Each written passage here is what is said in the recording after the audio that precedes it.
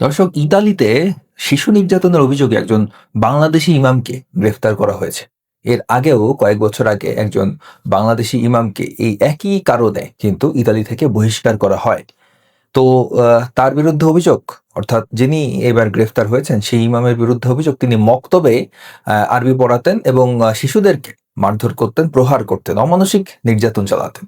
তো সেই অভিযোগের ভিত্তিতে কিন্তু এই ইমামকে গ্রেফতার করা হয়। তার বিরুদ্ধে অভিযোগ এখনো তদন্ত চলছে। তো এই তদন্তে যদি সে দোষী প্রমাণিত হয়, হয়তো তাকেও ডিপোর্ট করা হতে পারে। এই বিষয়টি এখনো নিশ্চিত নয়। কিন্তু কয়েক বছর আগে কিন্তু একজন ইমামকে একই কারণে ডিপোর্ট করা হয়েছিল। চলুন দেখা যাক যে jagonews24.com বলছে যে ইতালিতে শিশু নির্যাতনের অভিযোগে বাংলাদেশি ইমাম গ্রেফতার। তো এই খবরের ভেতরে যদি আমরা একটু পড়ি যে আহ, এখানে বলা হয়েছে ইতালির রোমের অদূরে মক্তবে শিশু শিক্ষার্থীদের শারীরিকভাবে নির্যাতনের অভিযোগে এক বাংলাদেশি ইমামকে গ্রেফতার করেছে স্থানীয় পুলিশ। গ্রেফতার ইমামকে এরই মধ্যে স্থানীয় একটি আদালতে পাঠানো হয়েছে।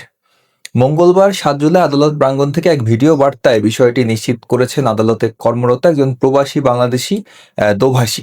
তবে ইতালির আইনি কঠোরতা ও গোপনীয়তা রক্ষার স্বার্থে অভিযুক্ত ইমামের নাম ও সুনির্দিষ্ট শহরের নাম প্রকাশ করা হয়নি। ঘটনার বিবরণে জানা যায়, মক্তবে শিশুদের কোরআন ও আরবি শিক্ষা দেওয়ার সময় ওই ইমাম বেশ কয়েকজন শিক্ষার্থীর উপর চড়াও হন হন পড়া না পারা বা অন্য কোনো কারণে তিনি শিশুদের কান ধরে টানা, চড় মারা এবং লাথি মারেন বলে অভিযোগ ওঠে। দেখুন, বাংলাদেশেও কিন্তু এই মাদ্রাসাগুলোতে, মক্তবগুলোতে একই ধরনের ঘটনা ঘটে। আরো আরো মানে জঘন্যতম ঘটনা ঘটে, আরো নৃশংস ঘটনা ঘটে। বাচ্চাদের সাথে যা করা হয়, কিছু কিছু ভিডিও আপনারা হয়তো সোশ্যাল মিডিয়ায় দেখে থাকবেন যে কিভাবে তাদেরকে মারধর করা হয়। অনেক সময় বাচ্চারা মারা যায়। এই তো কয়েকদিন আগে একটি বাচ্চার দেখলাম যে সে মাথায় আঘাত পেয়েছে। তো এই ধরনের ঘটনা কিন্তু বাংলাদেশে অহরহ ঘটে। কয়েকদিন আগে দেখলাম যে একজন শিক্ষার্থী, একজন শিশু, তাকে সে পড়া পারেনি। তো তাকে ইঁদুর মারা বিষ তার হাতে দিয়ে দিয়েছে। যে বলেছে যে তুমি পড়া পারো না, তুমি এটা খাও। সেই বাচ্চা সেটি খেয়েওছে। খেয়ে সে অসুস্থ হয়ে পড়েছে। তাকে হসপিটালে নিয়ে যাওয়া লেগেছে। তো এই ধরনের অমানবিক বর্বর আচরণ কিন্তু এই ধরনের মাদ্রাসা মক্তবগুলোতে, এই যে সেখানকার যে হুজুর বলেন আর যারা শিক্ষক থাকে, তারা কিন্তু এ ধরনের আচরণ করে। তো বাংলাদেশের গণ্ডি পেরিয়ে তারা এখন বিভিন্ন ইউরোপীয় দেশে, বিভিন্ন উন্নত দেশেও তারা অনুমতি তো পায় না। এ ধরনের শিক্ষা প্রতিষ্ঠানের অনুমোদন সরকার সাধারণত দেয় না। তো তারা প্রাইভেট ভাবে এগুলা করে, মক্তব পরিচালনা করে থাকে। তো এই মক্তবগুলাতেও কিন্তু একই ধরনের কার্যকলাপ তারা করার চেষ্টা করে। তো এই যে শিশুর প্রতি এই অমানবিক নির্যাতন, এগুলো আসলে কখনোই কোনোভাবেই জাস্টিফাইড নয়। এগুলো কখনোই মেনে নেওয়া যাবে না। এগুলোর তীব্র প্রতিবাদ জানাতে হবে যে যার অবস্থান থেকে। তো এই ঘটনা ইতালিতে প্রথম নয়। ইতালিতে যেহেতু অনেক দিন ধরেই বাংলাদেশি প্রবাসী একটি বিশাল জনগোষ্ঠী সেখানে থাকে এবং সেখানে কিন্তু এই যে মক্তব সিস্টেমটা, এটা অনেক দিন ধরেই চলছে। এবং আগেও ইতালি থেকে যে বাংলাদেশি ইমামকে বহিষ্কার করা হয়েছে, তার বিরুদ্ধে কি অভিযোগ ছিল চলুন দেখা যাক। যে ইতালি থেকে এক বাংলাদেশি ইমামকে বহিষ্কারের সিদ্ধান্ত নিয়েছে ইতালির আদালত। গত সোমবার ইতালির স্বরাষ্ট্রমন্ত্রী এটি নিশ্চিত করেছেন। এটি কিন্তু 2019 সালের রিপোর্ট। দেখুন, এখন থেকে 7 বছর আগেও তারা কিন্তু একই ধরনের কাজ করেছে। তো 19 বছর বয়সী এই বাংলাদেশি পাদোভা মসজিদে ইমামতি করতেন এবং শিশুদের ইসলামী শিক্ষা দিতেন। কিন্তু তার বিরুদ্ধে অভিযোগ ছিল সে শিশুদের বেত দিয়ে মারধর করতেন, যা ইতালির আইন বিরোধী। দেখুন, ইতালিতে বসে সে বাচ্চাদেরকে বেত দিয়ে মারধর করে সে ইসলামী শিক্ষা শিক্ষিত করছেন। তো এই হচ্ছে বিষয় যে তাদের আসলে আপনি কি বলবেন? তারা বাংলাদেশেও যে এই কাজ করে, উন্নত দেশে যে তারা হয়তো বিভিন্নভাবে সেখানে যায়। সেখানে যেয়ে তারা কি করে? সেই একই জিনিস বাংলাদেশে যে অপরাধ তারা করছে, সেই উন্নত দেশে যে একই অপরাধ করছে। কেন সেখানকার আইন কানুন একটু মেনে চলা যায় না? সেখানে একটু ভালোভাবে থাকা যায় না? সেখানকার আইনের প্রতি শ্রদ্ধাশীল হওয়া যায় না? না, তারা সেটি করবে না। তারা তাদের যে মেন্টালিটি ছিল বাংলাদেশে, সেটি সেই যেই দেশে যাক, সেখানে সেটি ইমপ্লিমেন্ট করার চেষ্টা করবে। তো চলুন দেখা যাক। এই যে পাকিস্তানি ইমামকে বহিষ্কারের খবর, সেটি আমি কয়েকটি ভিডিওতে বলেছি যে একজন পাকিস্তানি ইমাম যিনি নবীর সুন্নাহ এর পক্ষে কথা বলেছিলেন। আসলে 9 বছর বয়সী কন্যা সন্তানদের বিবাহ দেওয়া যাবে কি যাবে না, এই বিষয়ে তিনি মন্তব্য করতে যেয়ে 9 বছর বয়সী বা বাল্য বিবাহকে তিনি কিন্তু প্রমোট করেছিলেন এবং বাল্যবিবাহের পক্ষে তিনি কথা বলেছিলেন। এই অভিযোগে তাকে কিন্তু ইতালি থেকে ডিপোর্ট করা হয় এবং পাকিস্তানের ইসলামাবাদে তাকে ফ্রিতে, একদম মানে ফ্রিতে পৌঁছে দেওয়া হয়। বিমানের টিকিটও তার কাটা লাগেনি। দেখুন কি একটা মানে কত সুবিধা তাকে করে দেওয়া হয়েছে না? যে একদম তাকে তাকে বলা হয়েছে যে মানে কিছু বলা হয়নি। তাকে একদম পুলিশ ধরে নিয়ে ফ্লাইটে তুলে দিয়েছে এবং তার ইসলামাবাদের টিকিট কেটে তাকে ইসলামাবাদে কিন্তু সে সহি সালামতে পৌঁছে গিয়েছে। তো এই হচ্ছে তাদের পরিণতি। যদি কেউ বর্তমান বিশ্বে এসে সেই মধ্যযুগীয় বর্বর আইন, যেগুলো মানবতা বিরোধী, মানবাধিকার ক্ষুণ্ণ করে, এ ধরনের বিষয়কে প্রমোট করার চেষ্টা করে, তাহলে তার পরিণতি কি হতে পারে এই ধরনের ঘটনা থেকে কিন্তু বিশাল একটা শিক্ষণীয় বিষয় রয়েছে, এর একটা মেসেজ কিন্তু রয়েছে। এবং এই ঘটনায় একদম সরাসরি ইতালির প্রধানমন্ত্রী হস্তক্ষেপ করেছিলেন এবং তার নির্দেশেই তাকে এই যে ব্যক্তি ছিল, এই যে ইমাম, তাকে কিন্তু ডিপোর্ট করা হয়, পাকিস্তানি ইমামকে। কোনোভাবেই যে বাল্যবিবাহের পক্ষের কোনো মতামতকে প্রমোট করতে দেওয়া হবে না, সেটি জননিরাপত্তার স্বার্থে একটি হুমকি হিসেবে ইতালি সরকার দেখছিল। তো এই হচ্ছে বিষয় যে তারা কথায় কথায় যে আয়েশার বিয়ে নিয়ে বিভিন্ন ভাবে তারা কিন্তু বাল্যবিবাহকে জাস্টিফাই করার চেষ্টা করে। তারা বলার চেষ্টা করে যে 9 বছর বয়সে একটি মেয়ে, একটি কন্যা শিশু নাকি ম্যাচিউরড হয়ে যায়, এটা হয় ওটা হয়। কিন্তু এ ধরনের কথা কখনোই গ্রহণযোগ্য নয়। সেটি মেডিকেল সায়েন্স বলুন আর মানে মানবাধিকারের বিষয় বলুন, আধুনিক দৃষ্টিভঙ্গি বলুন, কোনো দিক দিয়ে এই কথাটি গ্রহণযোগ্য নয়। তো এই ধরনের কথা যারা বলে, আধুনিক যুগে এসে, আধুনিক বিশ্বে একটি উন্নত দেশে বসে যারা বলে এবং প্রচার করে এবং সেটিকে তাদের বাক স্বাধীনতা হিসেবে প্রতিষ্ঠিত করতে চায়, তাদের পরিণতির একটি জ্বলন্ত উদাহরণ হচ্ছে এই যে পাকিস্তানি এই যে হুজুর, যিনি ইমাম ছিলেন, তার যে পরিণতি তিনি বরণ করেছেন, সেটি একটি জ্বলন্ত উদাহরণ কিন্তু। তো চলুন দেখা যাক, ইতালিতে বাংলাদেশি প্রবাসীরা একটি কনসার্টের আয়োজন করেছিলেন, সেখানে কি ঘটেছিল চলুন দেখা যাক। ইতালির মিলানোতে কনসার্ট ঘিরে বাংলাদেশিদের রক্তক্ষয়ী সংঘর্ষ, আহত 2 জনের অবস্থা আশঙ্কাজনক। মিলানো শহরে আয়োজিত একটি সাংস্কৃতিক অনুষ্ঠান ও কনসার্টকে কেন্দ্র করে প্রবাসী বাংলাদেশিদের দুটি পক্ষের মধ্যে এক ভয়াবহ ও রক্তক্ষয়ী সংঘর্ষের ঘটনা ঘটেছে। এই সহিংসতায় অন্তত 2 জন গুরুতরভাবে আহত হয়েছেন। বর্তমানে তারা স্থানীয় একটি হাসপাতালের নিবিড় পর্যবেক্ষণ কেন্দ্রে সন্ধিক্ষণে রয়েছে বলে জানা গেছে। সূত্র মারফত জানা গেছে, মিলানোর ওই অনুষ্ঠানে গান পরিবেশন করার কথা ছিল ঢাকা থেকে আগত জনপ্রিয় কণ্ঠশিল্পী সালমা ও তার দলবলের। অনুষ্ঠান চলাকালীন কোনো একটি বিষয়কে কেন্দ্র করে সভাস্থলে উপস্থিত দর্শকদের একাংশের মধ্যে তীব্র উত্তেজনা ছড়িয়ে পড়ে। ধীরে ধীরে এই বিতর্ক হাতাহাতি এবং পরবর্তীতে একটি তুমুল সংঘর্ষের রূপ নেয়। সংঘর্ষের এক পর্যায়ে মাথায় মারাত্মক আঘাত পেয়ে 2 জনের মাথা ফেটে যায় এবং তারা রক্তাক্ত অবস্থায় মাটিতে লুটিয়ে পড়েন। অনুষ্ঠানস্থলের একাধিক সূত্রে দাবি, এই সংঘাতটি কোনো আকস্মিক ঘটনা ছিল না। কনসার্টটি পণ্ড করার উদ্দেশ্যে একটি নির্দিষ্ট পক্ষ আগে থেকেই পরিকল্পিতভাবে এই সংঘাতের পরিবেশ তৈরি করেছিল। সংঘর্ষের একাধিক ভিডিও মুহূর্তের মধ্যে সামাজিক যোগাযোগ মাধ্যমে ছড়িয়ে পড়ে।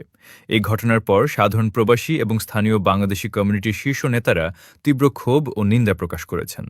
সামাজিক মাধ্যমে অনেকেই প্রবাসের মাটিতে দেশে ভাবমূর্তি ক্ষুণ্ণ করার জন্য দায়ীদের কঠোর শাস্তির দাবি জানাচ্ছেন। মিলানোর এই অনাকাঙ্ক্ষিত ঘটনাকে কেন্দ্র করে স্থানীয় প্রবাসী বাংলাদেশিদের মাঝে বর্তমানে ব্যাপক চাঞ্চল্য ও থমথমে পরিস্থিতি বিরাজ করছে। ঘটনার বিস্তারিত কারণ অনুসন্ধান এবং আহতদের সর্বশেষ শারীরিক অবস্থা জানতে স্থানীয় কমিউনিটি নেতাদের সাথে যোগাযোগের চেষ্টা চলছে। তো দর্শক, এই হচ্ছে অবস্থা যে বিদেশের মাটিতে বাংলাদেশের নাম এভাবেই উজ্জ্বল করা হচ্ছে আর কি।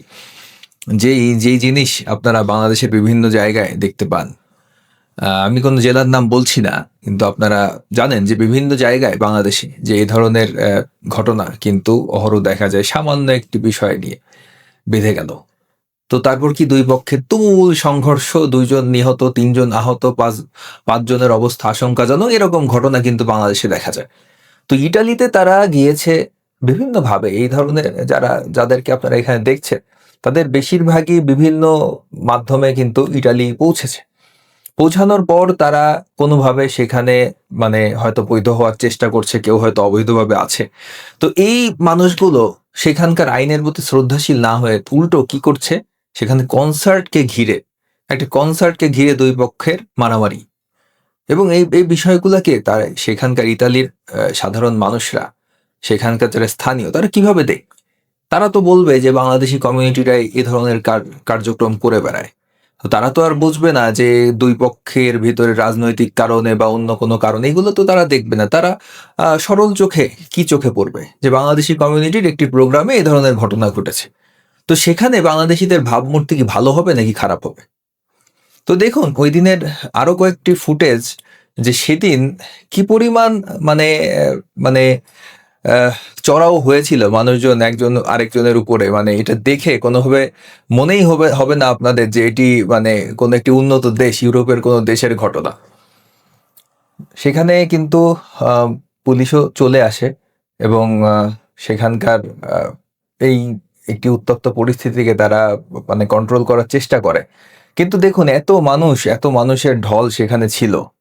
তো দেখুন আরেকটি ফুটেজেও একই ধরনের ঘটনাই কিন্তু দেখা যাচ্ছে, যে কিভাবে মারামারি হচ্ছে সেখানে। মানে পুরো একদম একটি মানে বাংলাদেশে যেরকম আপনারা দেখতে পান বিভিন্ন সময় যে আহ, তারাবির নামাজ কয় রাকাত, এটাকে নিয়ে সংঘর্ষ বেঁধে গেল। অথবা দেখা গেল যে নবী মোহাম্মদ নূরের তৈরি নাকি মাটির তৈরি, এটি নিয়ে দেখা গেল যে সংঘর্ষ বেঁধে গেল। অথবা যে কয়দিন আগেই দেখলেন যে কুরবানির মাংসের ভাগ বাটোয়ারা, যে ভাগে হয়তো দুই দুই পিস মাংস কম পড়েছে বা বেশি পড়েছে, কেন পড়লো, এটা নিয়ে বিশাল তুমুল হট্টগোল মারামারি, 5 জন নিহত, 10 জন আহত, 15 জন হসপিটালে ভর্তি, এরকম ঘটনা আপনারা কিন্তু দেখে থাকবেন। সেই একই ধরনের ঘটনা কিন্তু এখন দেখা যাচ্ছে ইটালির মাটিতে। তো তারা দেখুন তাদের যে কালচারটা, মানে তারা যেটাকে ওন করে আর কি, সেই কালচারটা কিন্তু তারা ধরে রেখেছে বিদেশের মাটিতে গিয়েও। তো এই হচ্ছে অবস্থা।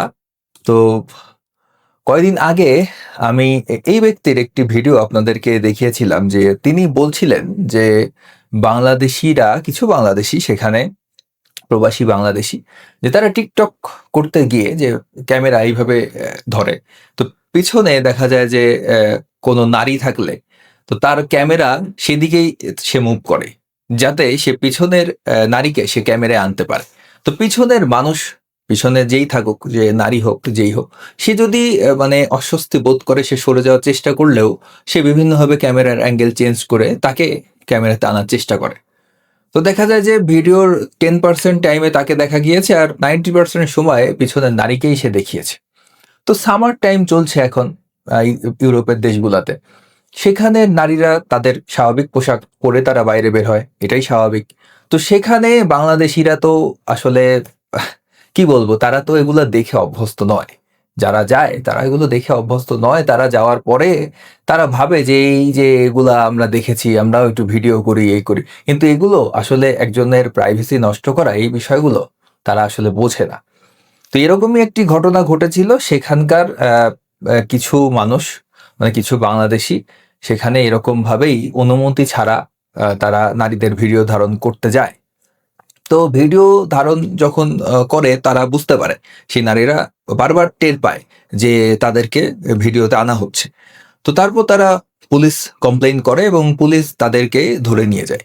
যে ছেলেরা ভিডিও করছিল তাদেরকে ধরে নিয়ে যায় এবং এক পর্যায়ে তাদের ফোন চেক করে দেখে যে হ্যাঁ, আসলেই অনেকগুলা ক্লিপ তাদের ফোনে রয়েছে, যেগুলো তাদের ওই নারীদের অনুমতি ছাড়াই কিন্তু ধারণ করা হয়েছে। এরপর সেই যেহেতু এটি প্রথমবার তাদের অপরাধ, হয়তো এই কারণেই হোক আর যেই কারণেই হোক, সেই ভিডিও ফুটেজগুলো ডিলিট করে ওই ছেলেদেরকে ছেড়ে দেওয়া হয়। তো এই ধরনের ঘটনা যদি বাংলাদেশি কিছু মানুষ যদি বিভিন্ন দেশে এ ধরনের ঘটনা ঘটায়, তাহলে কি বাংলাদেশি যে প্রবাসীরা আছে তাদের কমিউনিটির কি মান সম্মান বাড়বে না কমবে? এতে কি তাদের ইজ্জত বাড়লো না কমলো? এই যে নারীরা যারা ভিকটিম, তাদের মনে কি মানে কি ধারণা সৃষ্টি হলো যে সকল বাংলাদেশী হয়তো এরকম? তারা তো এখন থেকে ভয় পাবে, মানে তারা ভাববে যে না না না, বাংলাদেশি এসেছে একজন, এ ধরনের একটা ইন জেনারেল চিন্তা তাদের মনে কিন্তু তৈরি হয়ে যাবে। তো এটা কি ভালো? এটা কি কোনো দেশের নাগরিকদের জন্য ভালো? তো আমি বলবো যে এই যে যারা বিদেশে যায় এত কষ্ট করে, হয়তো বহু টাকা পয়সা খরচ করে তারা গিয়েছে, তো যে তারপর তারা কি করছে, বিভিন্ন অপরাধ, তারা হয়তো জানেও না যে এটা করা ঠিক না, এটা অপরাধ। তবে তাদের জানতে হবে, তাদের বুঝতে হবে, তাদের আইন সম্পর্কে সতর্ক হতে হবে। তারা বাংলাদেশে যা করেছে, বিদেশে যেও ওইটা উন্নত দেশে যেয়ে সে একই কাজ করবে। বাংলাদেশের আইনই যদি ওখানে চলতো, তাহলে তো সেটি উন্নত দেশ হতে পারতো না, তাই না?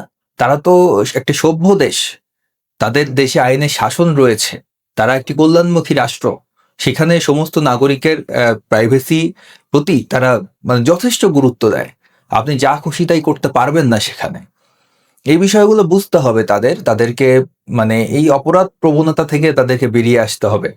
বাংলাদেশি কমিউনিটিদের নিয়ে বাংলাদেশের মানুষ প্রবাসীদের নিয়ে বিভিন্ন দেশে কিন্তু বিভিন্ন লোকাল স্থানীয় মানুষের কিন্তু বিভিন্নভাবে নেতিবাচক ধারণা অলরেডি কিন্তু তৈরি হয়ে গিয়েছে। তো এই হচ্ছে বিষয়। ইতালিতে এই ঘটনাগুলো ঘটছে। ইতালির একজন ইমামকে বহিষ্কার করা হয়েছিল ১৯ সালে। আবারও একই ধরনের ঘটনা হয়তো ঘটতে চলেছে। একজনকে গ্রেফতার করা হয়েছে, তার বিরুদ্ধে তদন্ত চলছে। আবার ইতালির মিলানো শহরে বিশাল মারামারি ঘটে গিয়েছে বাংলাদেশি কমিউনিটির ২ গ্রুপের মধ্যে। তো এই হচ্ছে ইতালিতে অবস্থা। ভিডিওটি কেমন লাগলো জানাবেন। ভিডিওটি ভালো লাগলে লাইক করুন, কমেন্ট করুন, শেয়ার করুন, চ্যানেলটিকে সাবস্ক্রাইব করুন। সকলকে ধন্যবাদ।